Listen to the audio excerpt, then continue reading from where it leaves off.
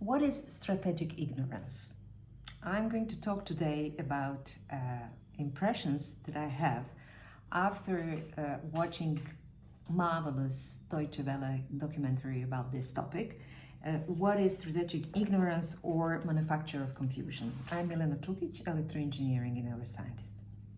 So we live today in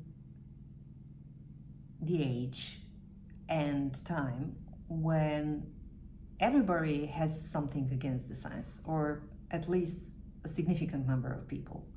And I always think about what Isaac Asimov actually told us many decades ago, that the culture of being against scientific endeavor is actually deeply rooted in misinterpretation what democracy is. That, like in democracy, that we all have some rights, my ignorance is equal your knowledge, which is completely not true.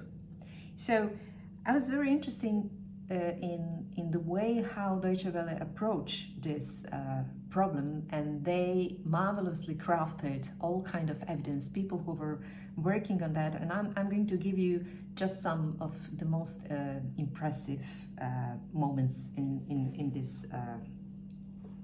this whole story. So strategic ignorance is culturally induced ignorance, and the story goes with the problems of why bees are dying.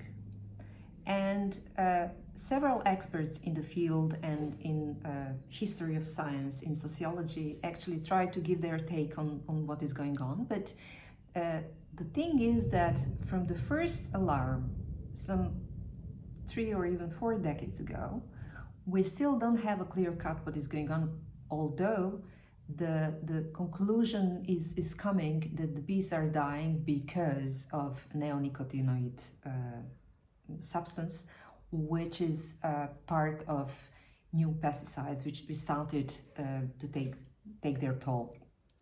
And actually I learned first time how that particular phenomenon, which is disaster actually, have in common with big tobacco story.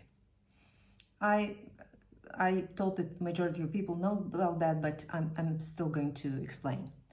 Big tobacco had big problems in 50s last century because before that, cigarettes and tobacco was actually considered to be harmful, not harmful, relaxant or thing which is completely acceptable and marketed, etc., etc.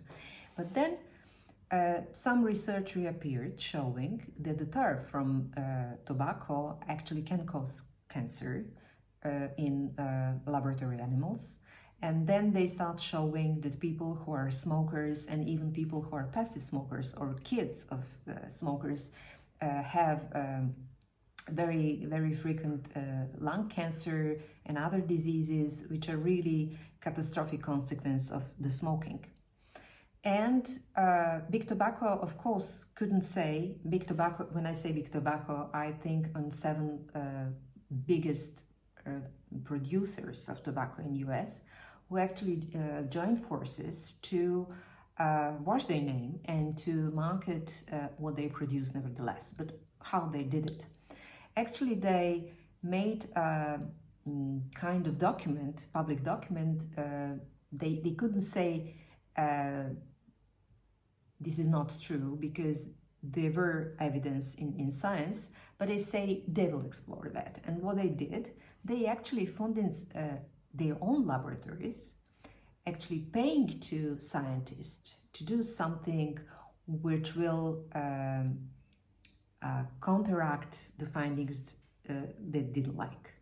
And this is a strategy that works very well because it took another 20 or even 30 years that it appears in public that they were completely knowingly doing that, because in one of their documents it even says that establishing the controversy is the key, and this is what they did.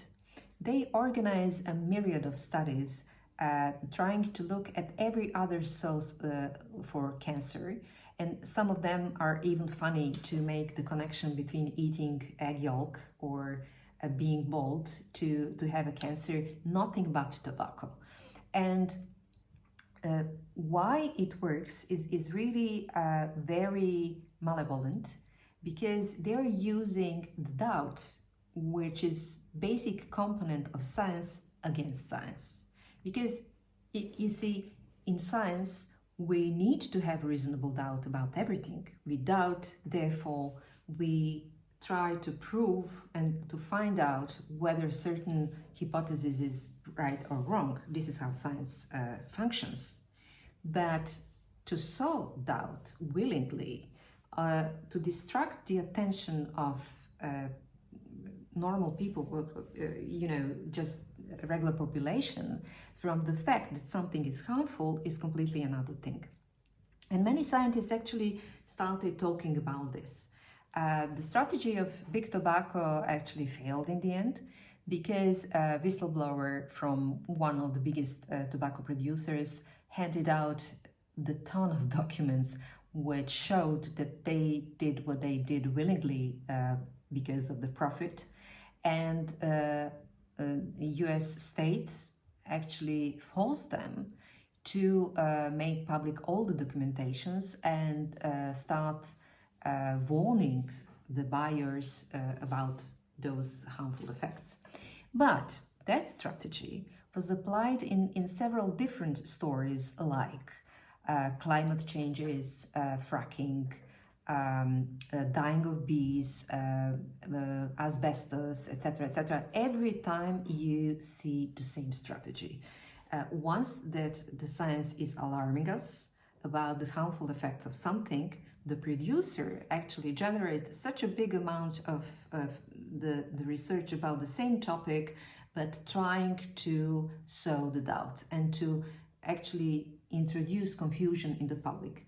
For example, if you are asking yourself whether you should change the diet, and what is bigger villain, fat or carbohydrates, you could hardly find out what is right and what is wrong, because there are so many sources and you actually exhaust yourself while you're looking online.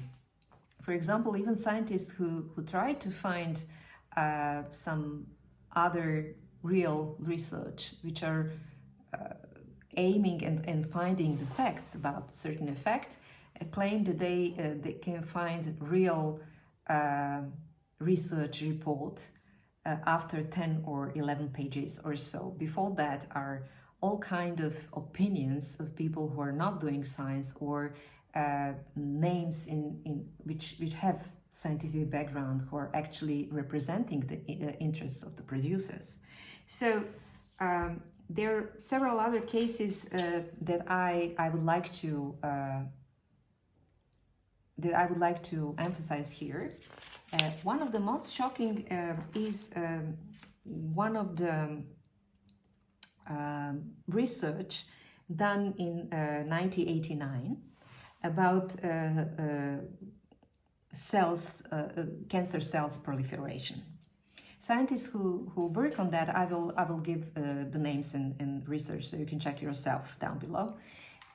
They actually find out that the cancer cells are proliferating when they didn't actually know the cause. And they started to look and examine every single piece of laboratory equipment, and they finally found that the guilty party is actually plastic tubes in centrifuge where those cells were positioned just before the proliferation. So further analysis actually showed that that plastic actually have a structure of the hormone estrogen. And think about, if you're using plastic, water bottles and any packaging of food, baby food, all kind of disposable plastics, if everything you touch and it is of plastic, you actually have microdoses of something which is real hormone, which can introduce disbalance in your body. It is really catastrophic event. Of course, in the beginning, those scientists who discovered that couldn't fight because we are not equal.